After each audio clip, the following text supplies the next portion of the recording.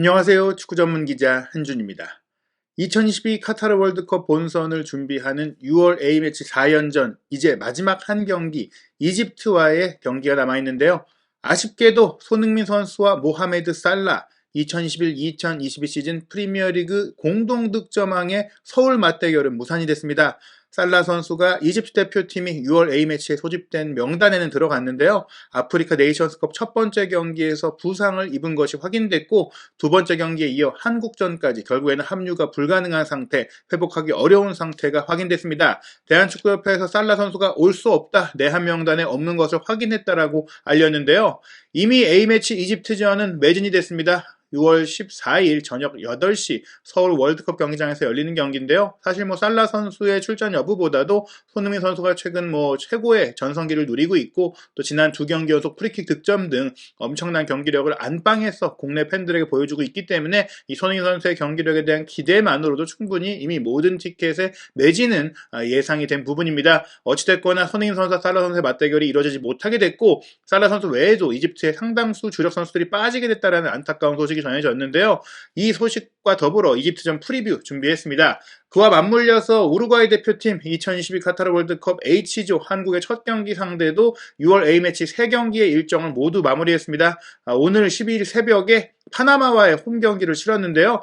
멕시코전, 미국전, 미국의 원정에 가서 치른 이 두 경기에서 멕시코의 3대0 완승, 로테이션 속에 미국과 0대0 무승부를 거둔 것에 이어 파나마와 홈경기 5대0으로 크게 이기며 기분 좋게 일정을 마무리했습니다. 무엇보다 베테랑 공격수 에딘손 카바니가 대단한 경기력과 컨디션과 결정력을 보여주면서 이 세 차례 A매치 중에 두 차례 경기에 선발 출전했고, 선발 출전한 모든 경기에서 각각 2골씩 총 4골을 기록하면서 한국 대표팀이 정말 크게 경계해야겠다는 것을 좀 알려줬는데요. 파나마전 주요 장면 소개해드리겠습니다.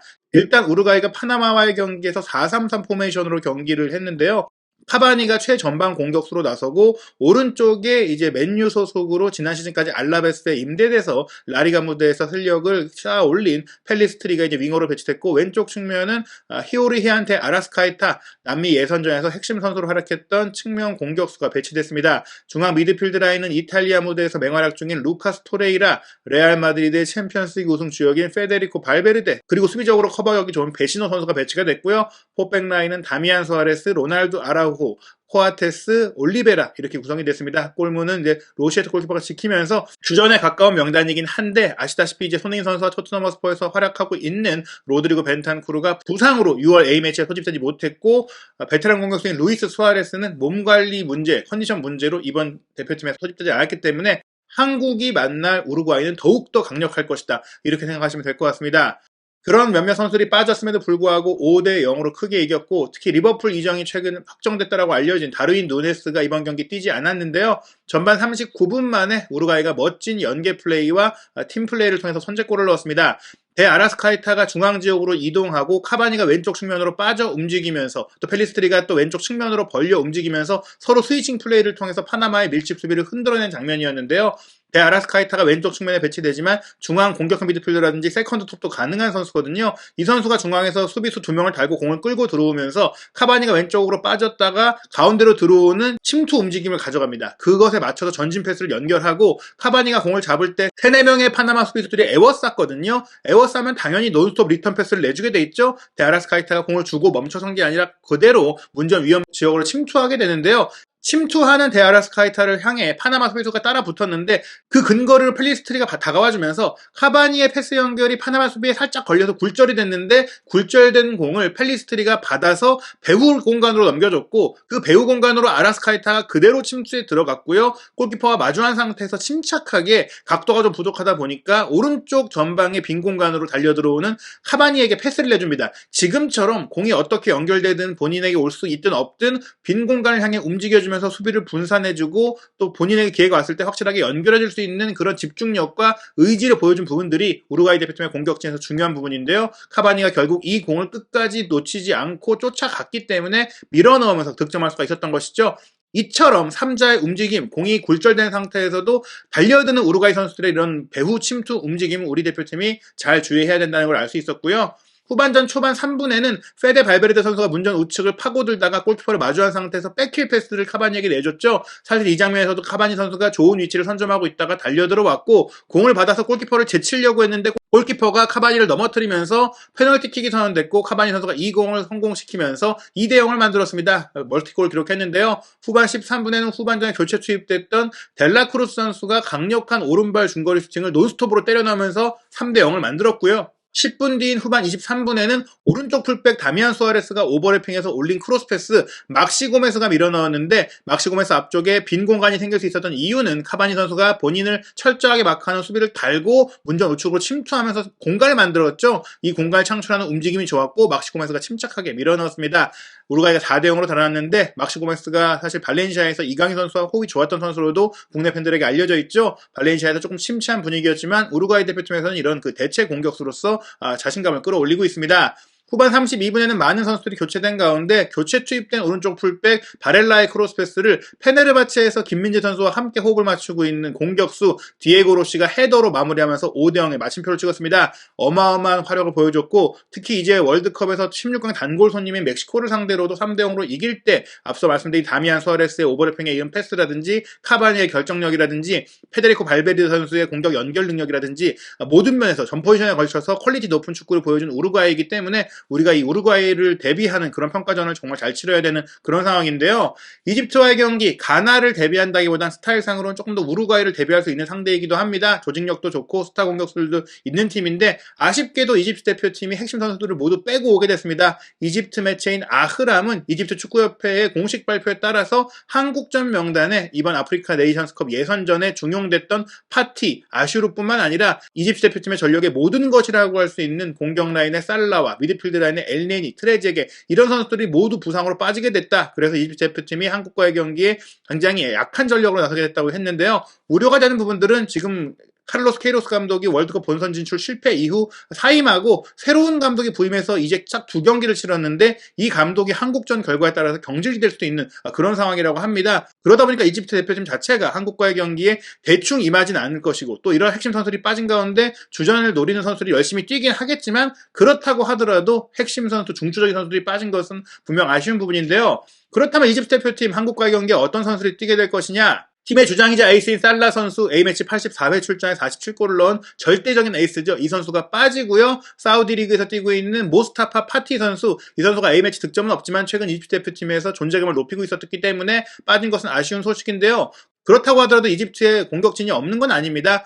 독일 슈투트가르트에서 지난 시즌 활약했던 오마르 마르무시 선수가 23살의 어린 나이고 또 떠오르는 이집트 대표팀 공격진에 기대주거든요. 이 선수가 최근에 브렌트포드에 관심도 받고 있고 프리미어리그 진출설도 나오기 때문에 이 선수를 상대하는 것은 좋은 경험이 될 수가 있고요.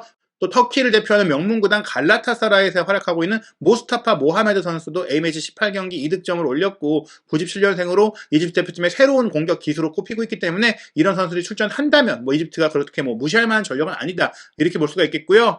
미드필드 라인도 아쉬운 것이 이제 모하메드 엘네니 선수 아스널 소속으로 A매치 92회 출전에 8득점, 손흥민 선수와 북런던 더비로 마주쳤던 선수이기도 한데 이 선수가 부상으로 빠지고요. 또 이제 이스탄불 바샥쉐히르에서 활약하고 있고 또 프리미어리그 무대도 경험했던 트레제게 선수 A매치 57회 출전에 8골 넣은 핵심 중원 선수도 빠지게 되고요. 또 말씀드린 이 새로운 감독이 이번 아프리카 네이션컵 예선전에 모두 주전으로 출전시켰던 에맘 아슈르 선수가 지금 떠오르는 역시 선수인데 이 선수도 부상으로 빠지게 되면서 주전 미드필드 라인이 거의 다 빠지게 됐다 이렇게 볼 수 있겠지만 이집트 최고의 명문 구단인 알 아흘리에서 뛰고 있는 엘 솔리아라든지 함디 파티 같은 이런 선수들, 베테랑 선수들이 출전해서 조직력을 잘 구축하면서 한국과의 경기에 나올 것이다. 알 아흘리 소속의 아프샤 선수라든지 엘 샤하트 선수라든지 이렇게 알 아흘리에서 조직력이 갖춰진 선수들이 오게 되면 분명히 또 이집트가 그렇게 만만한 경기를 하진 않을 겁니다.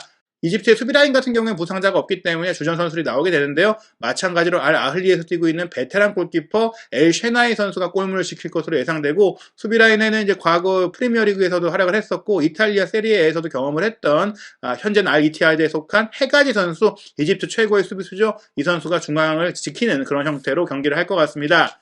이집트 대표팀 올해 많은 A매치를 치렀는데요. 그렇기 때문에도 살라 선수가 이런 피로 누적이라든지 여러 가지 문제로 인해 출전을 강행하기 어려웠던 시간인 것 같습니다. 카메룬에서 열린 올 초 2021 아프리카 네이션스컵에서 이집트가 준우승을 차지했는데 결승전에서 세네갈에 승부차기로 패배했고, 월드컵 아프리카 최종 예선 플레이오프에서는 세네갈과의 또 맞대결에서 1승 1패로 호각을 이룬 뒤 승부차기에서 밀리면서 탈락을 했거든요. 그 이후 말씀드린 대로 카를로스 케이로스 감독, 전 이란 대표팀 감독이 사임을 했고, 아프리카 네이션스컵 2023년 대회 예선전이 진행되고 있는데, 기니를 상대로 홈에서 1대0으로 이겼지만 말씀드린 그 주력 선수들이 다 부상으로 빠졌던 에티오피아와의 원정 경기에서 2대0 충격패를 당하며 현재 D조 예선 최하위로 떨어져 있습니다. 이런 어려운 상황이기 때문에 감독도 좀 위기를 맞고 있는데, 에티오피아와의 경기에 나선 선수들이 한국과의 경기에도 나설 것이 유력한 상황입니다.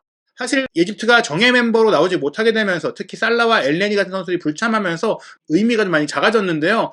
우리가 이제 가나와의 월드컵 본선 경기를 치르게 되는데, 가나는 서아프리카 팀이고 이집트는 북아프리카 팀이다 보니까, 예를 들어서 이집트는 모로코나 튀니지 이런 팀들과 좀 비슷한 성향을 갖고 있고, 세네갈이나 카메룬 같은 팀들이 가나와 비슷한 유형의 팀이거든요. 게다가 세네갈 같은 경우에는 사디오 마네라든지 칼리드 쿨리발리, 에두아르 멘디 같은 프리미어리그와 이탈리아 세리에 무대에서 활약하고 있는 좋은 선수들이 많은 팀이다 보니까 세네갈을 만나는 게 최선 아니냐. 게다가 이제 세네갈이나 카메룬 같은 팀은 월드컵 본선에 오른 팀들이기 때문에 또 이번 평가전에 굉장히 적극적으로 임할 수 있는 그런 상황이었거든요.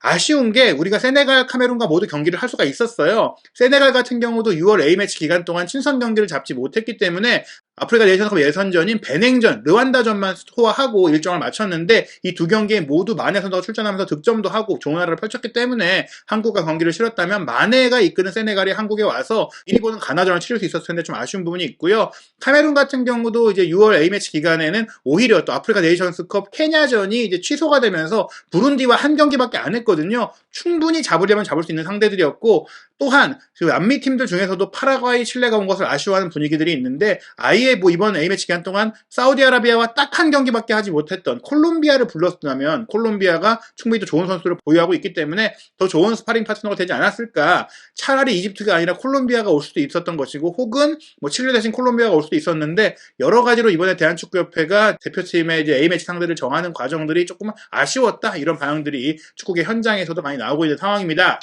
어찌됐거나 이집트와의 경기는 확정이 됐고, 이집트와의 경기 잘 준비해서 월드컵을 대비할 수 있는 그런 많은 경험들을 해야 될 텐데요. 한국과 이집트 지금까지 17번 경기를 했습니다. 한국이 꽤 많이 이집트 대표팀과 경기를 했었고, 특히 친선 경기도 많이 했는데요. 이 17경기의 결과는 5승 7무 5패로 호각입니다. 하지만 최근에 이제 5경기를 보자면 우리가 2승 2무 1패로 앞서고 있는데, 마지막 대결이 꽤 오래전이에요. 17년 전인 2005년 서울에서 열린 친선 경기였는데, 우리가 홈이었음에도 불구하고 1대0으로 졌을 정도로 이집트가 지금 살라 선수를 대표로 해서 굉장히 좋은 선수들이 많이 있는데, 꾸준히 좀 탄탄한 선수들, 쉽게 이제 조직력을 흔들 수 없는 그런 경기력을 보여왔기 때문에 우리가 이집트를 상대로 잘했던 적들이 많지 않습니다. 그래서 이기긴 해도 한 골 차에 신승이었거나 무승부도 많았기 때문에 이집트와의 경기는 충분히 우리 팀의 현주소를 점검해보고 우리에게 부족한 부분들을 채울 수 있는 그런 경기가 될 수 있는데요. 한국과 이집트의 예상 명단 살펴보면 일단 우리 대표팀은 손흥민과 황희조 선수를 최전방에 배치하는 비대칭 투톱 선수를 또 한 번 점검할 것으로 보이고, 이번 경기 이제 프라이부르크의 정우영 선수를 선발 출전시켜서 선발로 뛸 때는 어떨까를 점검해보지 않을까. 그리고 지난 파라과이와의 경기에서 날카로운 모습 보여줬던 권창훈 선수의 선발 출전 예상해볼 수 있고,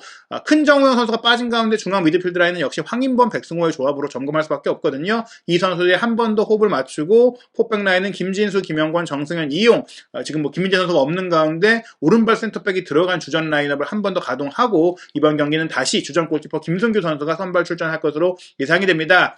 이집트가 엘넨이라든지 살라 같은 선수들이 빠지긴 했지만 그래도 대표팀의 핵심 선수들은 그대로 많이 뛰고 있습니다. 공격 라인은 말씀드린 대로 갈라타사라의 모하메드와 프리미어리그 이적설이 있는 마르무시, 그리고 이제 이집트 리그에서 베테랑인 지조 선수가 출전할 것 같고요. 포백 라인 아슈라프, 알라, 헤가지, 가베르는 주전이고, 알 아흘리의 핵심 미드필드인 아프샤, 솔리아, 엘 샤하트가 조직력을 유지하는 3미들로 나설 것 같고요. 엘 셰나이가 골문 지키게 됩니다. 유럽 주요 스포츠 베팅 업체 딱 두 군데에서 이 경기의 승부 예측 배당률이 나왔는데요. 한국 대표팀이 우세할 것이다. 이집트가 원정 경기이기도 하고 에티오피아에게도 패했고 많은 선수들이 부상으로 빠졌기 때문에 한국 승리의 평균 배당률이 1.66배, 무승부 3.60배, 이집트 승리는 5.25배에 불과할 정도로 한국이 유리할 것이다라고 내다보고 있습니다. 그리고 이 프리뷰 영상이 나오는 오늘이죠. 6월 12일 일요일 밤 10시에는 한일전이 열리는데요. 황선홍 감독이 이끌고 있는 23세 이하 대표팀이 2022 AFC 23세 이하 아시안컵 8강에 올랐습니다. 이 8강전 결과에 따라서 또 우승까지 노릴 수 있는 상황이고 이강인 선수가 참가하기 때문에 많은 기대가 모이고 있는데요. 이 경기에 대한 소식 역시 한준TV에서 준비해서 소개해드리도록 하겠습니다. 한준TV와 함께 6월 A매치 기간 한국대표팀의 월드컵 준비 상황 확인하시기 바라고요. 한준TV 새로운 유튜브 채널 구독, 좋아요, 알림 설정으로 최신 정보 확인하시기 바랍니다.